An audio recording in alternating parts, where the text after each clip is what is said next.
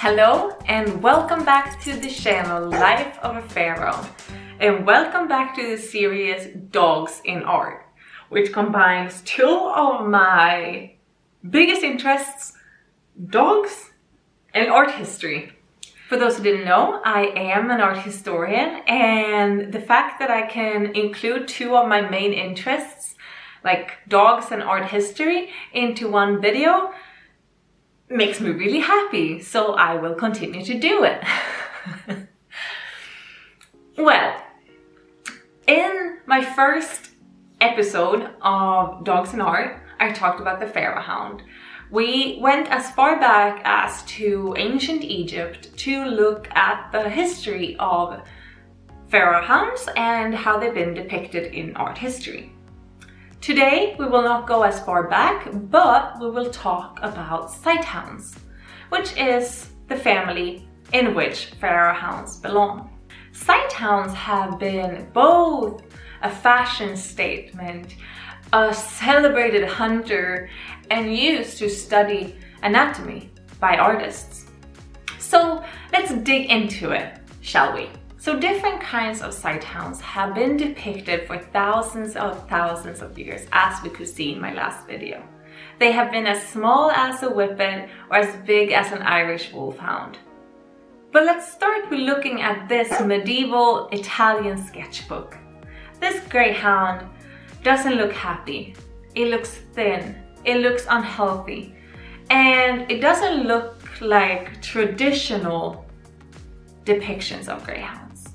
For example, look at this townly greyhounds from the Roman Empire. In this statue, we see two playful greyhounds.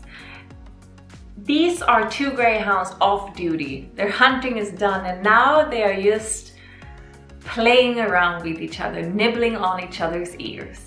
At first glance, it looks like this statue is a portrayal of two specific individuals. But this is not true. Similar sculptures have been found in various places from the same period, which means that this is a standard type of statue. But importantly, the softness and friendliness of these dogs shows that people during this time actually saw these dogs as individuals, that they had soul, and that people had an understanding for dogs' behaviors and minds already back then. So this statue actually says something about people's ideas of dogs. During the 16th and 17th century, we see a lot of chalk drawings, especially amongst the British aristocrats. This greyhound study has been made in a very difficult and complex angle. It's foreshortened and it's very hard to get the composition right.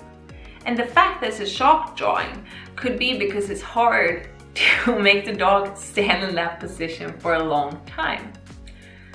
Most people, when they sat for portraits or paintings, they had to sit in the same position for a long time. And those positions were often very uncomfortable. Few dogs would be that patient. And I also think dogs don't appreciate the art of painting in the same way that humans do.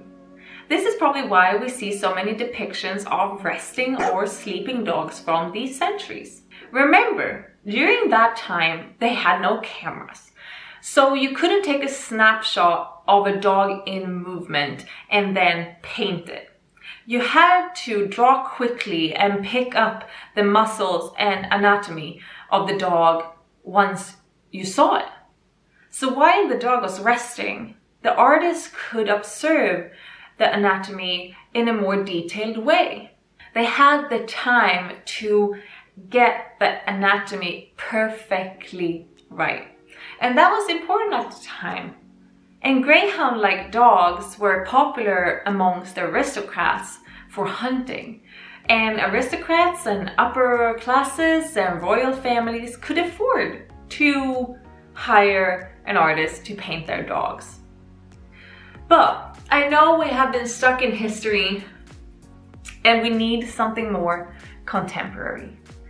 So, do we have any contemporary depictions of Sighthounds? Of course! In the early 20th century, they will actually become a fashion statement. They are strong and dynamic, and that will be their downfall. Their long and elegant limbs would become perfect for the fashion magazines. When the Egyptomania swept through Europe, dogs like Salukis and Borzois became the highest fashion. They became popular and attractive. They were pronounced graceful and a marvel of elegance. Everyone wanted a Borzoi. In this painting from 1876, we can see how Borzois and Sighthounds have become the biggest fashion.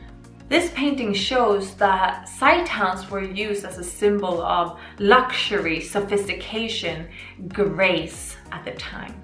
Sighthounds went from celebrated hunters to strut down streets of Paris, London, and New York. Unusual breed?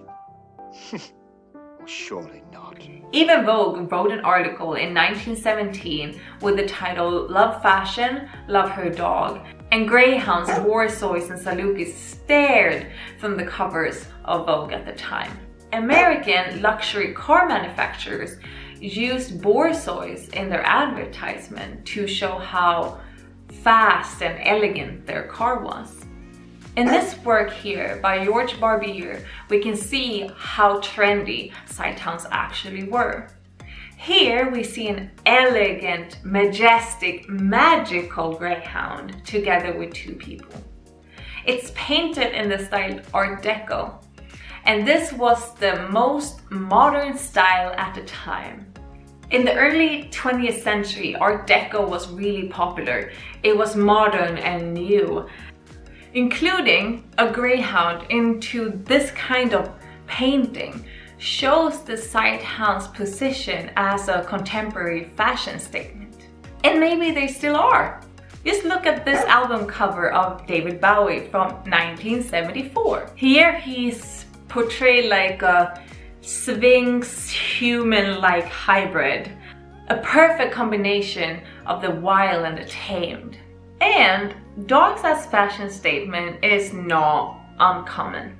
It have happened through decades and decades, centuries and centuries, and it will probably happen again. If Sighthounds will become a popular fashion statement anytime soon, I don't know.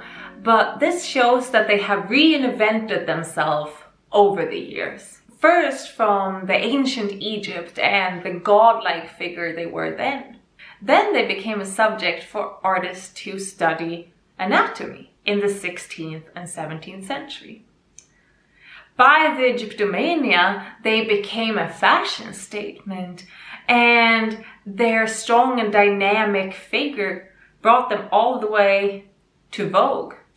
So as we can see, Sighthounds has been used in art in many different ways, in many different times. If it will happen again, we shall see. But I do see them becoming more and more popular on social media. We see funny whippets. See this? I love it. I couldn't wear it. Love it. Couldn't wear it. We see silly greyhounds every day on Instagram and TikTok. So maybe their aesthetics, their elegance and their grace will be timeless. There will always be a space for a Sighthound in art. So until next time, I hope you enjoyed this video and I hope it gave you some insight into art and dogs and something in between. Please make sure to watch the first episode of Dogs in Art, and till next time, take care of each other and your dog. Bye. By the way, do you want to see my little colleague? Give me a second. He's right down here. Hello, Malik. That's what I thought. We couldn't leave this video without seeing Malik, of course. There he is. Have a good day. Bye.